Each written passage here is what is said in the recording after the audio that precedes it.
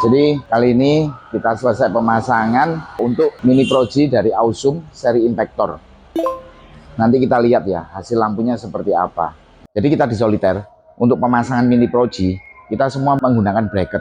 Jadi kita bracket dari besi, kita buatin plat dari besi, kita bentuk, terus kemudian kita baut di full head supaya ada kekuatan. Kita tidak memasangkan Mini Pro G dengan dilem atau nempel di bumper yang dilem di bumpernya. Kenapa? Karena kalau kita memasangkan itu di bumper dengan dilem, yang pertama ya, pada waktu cahayanya ini kurang naik, kurang turun, kurang kiri, kurang kanan.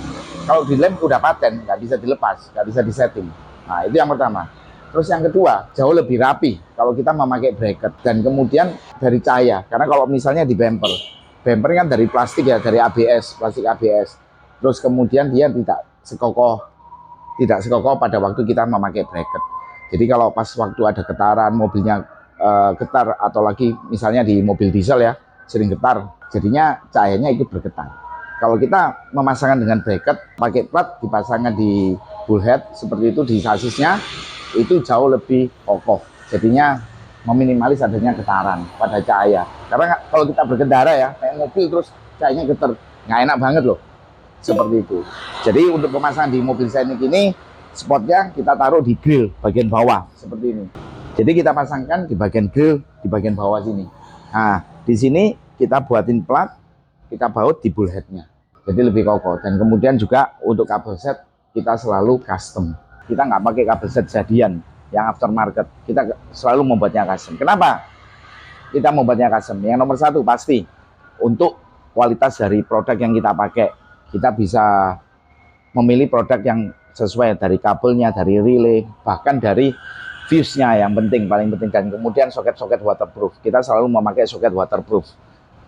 Untuk kabel kita sesuaikan yang dibutuhkan berapa watt, berapa ampere, panjang kabelnya berapa, kita sesuaikan dengan besar kecilnya kabelnya, dengan kabel AWG-nya, dengan ukuran AWG dari kabel tersebut. Itu nomor satu. Terus kemudian kita memakai soket waterproof.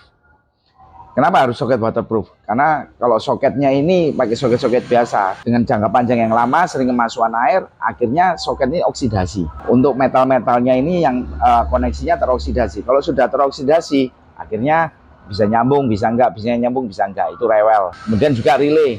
Relay kita juga memakai produk relay dari Flosser atau dari Bosch. Kemudian untuk relay ini juga paling penting. Jadi relay ini kita juga memakai produk dari Bosch atau dari Flosser. Jadi yang benar-benar kualitasnya terpercaya. Karena relay ini penting juga. Dan yang tidak kalah penting, dan yang paling penting ini menurut saya, itu fuse sekring. Fuse itu hal sepele. Sebenarnya fuse itu hal sepele banget. Dan harganya nggak terlalu mahal. Hal sepele banget. Kita misalnya beli fuse yang biasa-biasa, yang murahan, itu banyak di toko spare part ya. Spare part sepeda motor atau mobil, fuse yang biasa-biasa, cuman harganya paling Rp2.000. Sedangkan kita di soliter kita memakai fuse dari PAC atau punyanya Flosser yang seharga mungkin nggak terlalu berarti, paling harga maksimal 10.000. Itu untuk fuse-nya. Tetapi fuse ini paling penting. Kenapa? Karena pada waktu terjadi ada konslet atau ada masalah di lampunya, seharusnya fuse ini putus, dia tidak putus. Itu paling penting. Jadi kita di soliter memikirkan semuanya, yang paling penting itu harus supaya tidak berbahaya, supaya aman. Coba pikirin, misalnya nih ada konsleting, fuse-nya tidak putus. Akhirnya apa yang terjadi? Akhirnya yang terjadi kabelnya bisa leleh, akhirnya produknya bisa kebakar, nah akhirnya kemana-mana. Kalian bisa bayangkan sendiri seperti apa. Seharusnya fuse ini, dia pada waktu ada konsleting dikit aja dia harus putus. Nah, itu fungsinya fuse. Seperti itu. Itu yang paling penting. Jadi ini sedikit pembelajaran ya buat kita semua. Kenapa kadang itu pemasangan ini bisa berbahaya, karena apa? Ya itu banyak sebab ya. Ya seperti yang saya sebutkan tadi.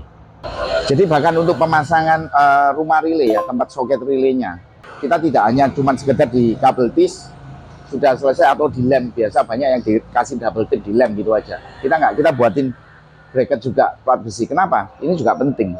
Karena kalau kabel atau fuse atau relay ini goyang-goyang, sedangkan relay ini cara kerjanya mekanik. Kalau dia tergoyang-goyang terus, tergoncang-goncang terus, ya pasti sering jadi masalah juga.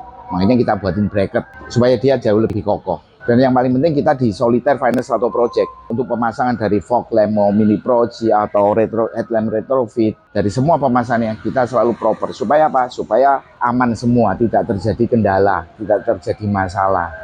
Dan juga untuk finalnya pada waktu setting lampu, kita setup lampu selalu memperhitungkan. Seperti yang sekarang lagi viral nih, banyak masalah lampu yang mengganggu lawan pengendara dan lain-lain.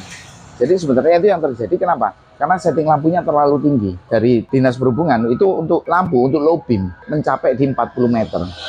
Kalau lebih dari 40 meter, apa yang terjadi? Menyilaukan lawan pengendara kita. Nah, itu yang jadi masalah.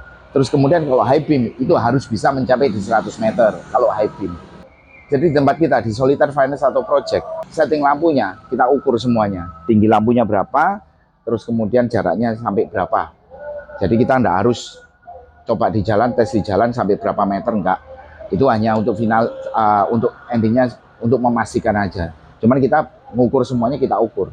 Jadi lampu headlamp itu bisa mencapai di berapa meter. Misalnya untuk headlamp ya harus bisa mencapai di 40 meter. Kalau fog lamp lebih pendek, nggak harus sampai 40 meter. Seperti itu. Kita pikirkan semua, kita ukur semua. Jadi kita pastikan aman, tidak menyilaukan pengendara lain.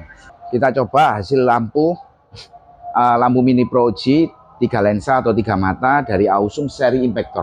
Nah, cahayanya seperti ini.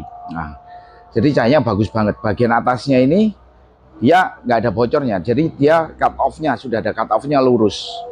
Nggak seperti mini proji pada umumnya. Nah, kalau ini jadi lebih rapi banget.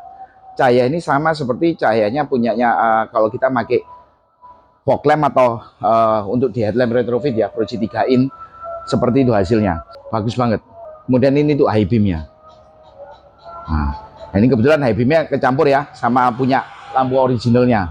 Kita coba di jalan, seakan-akan kita berkendara di malam hari. Saya cari tempat yang agak gelap supaya kalian bisa melihat hasil lampunya seperti apa, cahayanya seperti apa. Ini cahaya dari headlamp originalnya. Kita hidupin untuk mini projinya. Ini loh hasilnya. Ini headlamp ya. Ini bagian headlamp. Nah, ini untuk mini projinya. Ausum seri Impactor. Dan kalian nggak perlu bingung. Kan sekarang banyak yang lampu, penggantian lampu, apalagi mini proji yang mengganggu bagi pengendara lain. Nah, untuk seri Ausum Impactor ini sudah ada cut off-nya, dan cut off-nya rapi banget. Bagus banget, warna cahayanya juga bagus. Jadi bagi kalian yang ingin menambah, upgrade atau headlamp retrofit dari fog lamp mini proji sampai di headlamp, jangan ragu-ragu, bisa langsung datang ke tempat kami di Solitaire Finance Auto Project. Karena kami selalu memasangkan setiap pengerjaan pelayanan di tempat kami dengan proper.